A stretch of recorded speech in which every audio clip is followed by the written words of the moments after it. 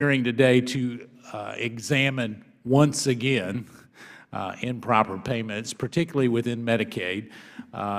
It's very simple that as we look at the payments that should not have been made and were made for the incorrect amounts. These issues encompass the entire federal government and in fact, improper payments are a huge problem. The GAO estimates that there's over $1 trillion in improper payments since the fiscal year 2003.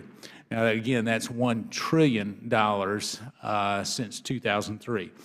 In fiscal year 2017 alone, the government got it wrong to the tune of $141 billion in improper payments. This amount of money is indeed staggering, as they say back home. Eventually, this adds up to real money, and so it is incumbent upon all of you as we look at the testimony today to hopefully highlight how we're going to address this issue. For some of you, this is Ms. Tinker, your first rodeo here. We will try to make sure that it is not memorable in a negative way, and so welcome. The Department of Health and Human Services accounts for the largest amount of improper payments with over $90 billion. The Medicaid program accounts for over $36 billion, or 40% of the HHS improper payments. And if we think about that number, $36 billion in taxpayer dollars that are unaccounted for one federal program, it is not only staggering, but you start to look at it and say, why aren't we addressing it? One of the keys to addressing improper payments and restoring program integrity for the Medicaid issue is having complete, accurate, and timely data. Screening Medicaid providers with better data could prevent some of the improper payments that are made to bad actors. Now, I also want to stress that because we look at this, there are times when we have improper payments. There are times when some of those things are not indeed fraudulent. They're not bad actors. They perhaps are a result of our bureaucratic network that we have. I'd be interested in hearing that. I'm one that believes that every improper payment isn't necessarily because of a bad actor. And yet, when we look at this, Ms. Tinker, you're from HHS OIG. You've illustrated the importance of providing screening in your testimony, but describing some of the cases in Virginia and North Carolina. And in the Virginia case, one individual participated in a scheme to defraud this special caregiver program covered by Medicaid by submitting timesheets for services that weren't actually provided. Those are the kind of things that we do need to go after. This individual was in jail at the time, so it was amazing how creative they were getting from a jail cell.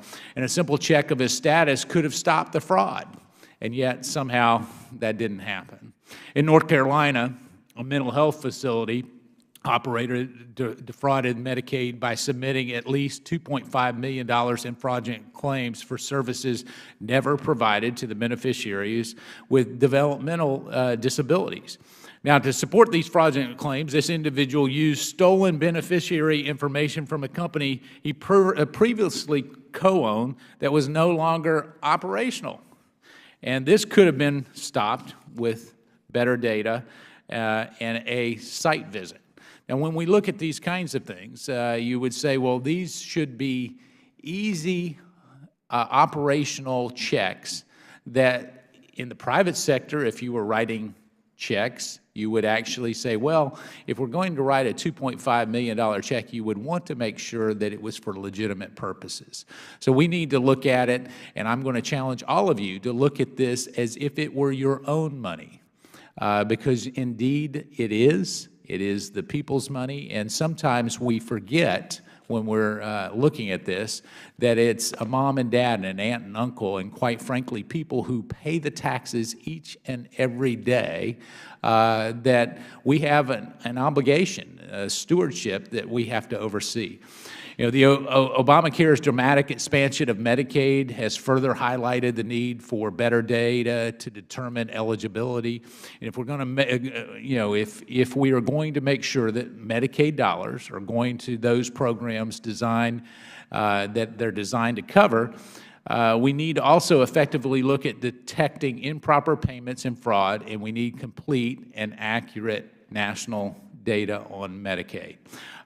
So for almost 20 years after Congress directed states to submit such data, the transformed Medicaid statistical information program is still a work in progress after 20 years. And so it is incumbent that we come together today. I see my time has run out in terms of my opening statement, but we look forward to hearing from all of you.